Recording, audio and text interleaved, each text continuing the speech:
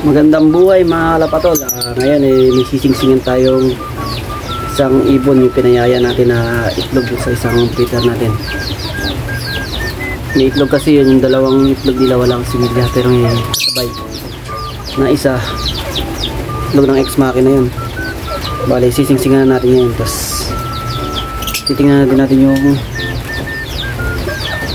isang ex-machina, yung ex-machina sa ano natin dun kung isa na, kasi kang isang araw kahapon may pasok pala kayo natin na. Let's go! So ayan mga kalapatol, puntahan natin yung mga ibon. Ayan yung mga ibon natin. May mga manok pa. Ayan, buksan natin yung pinto. Ayan o, isa na. Binali ko pa sa loob yung shell. Ayan yung ex-machina saka yung isa natin PH bird. Ayan, dalawa yung pisa. Balik na natin. Oops, nakalimutan ko pang sarado. Pakita natin ang mga lapitan. Ay, di rin kita, madilim. Ayan, yung mga pisa na rin yan. Ayan, kukunin natin yung pinayaya natin. Isa nga lang yan kasi yung isa nabasag. Buti pinisa pa isa. Hindi na kasi nagsisimilya yung dalawang ibon na yan. Tips naman kayo dyan para paano magpasimilya ulit ng ibon. Yan, dyan sising-singan natin. Yan, hawak ko ng isang sing-sing natin. Wala na tayong club ring, di pa bumibili si Utol. Kaya combring na lang muna ilalagay natin. Yan, di ko pa malaman kung paano ko ikakabit.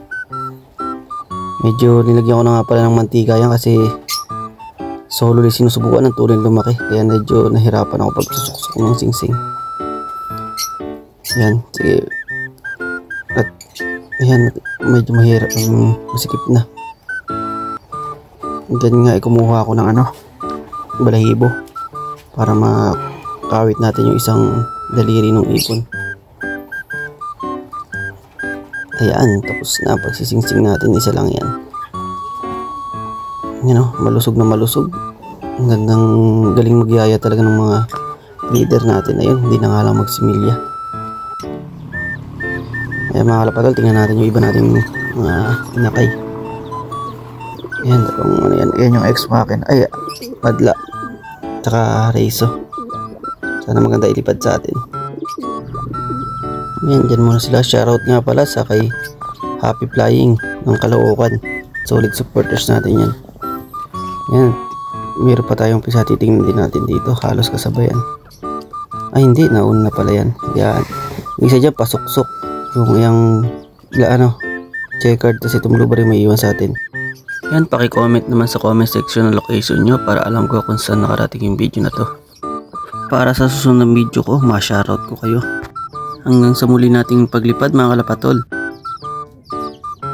Kita kits!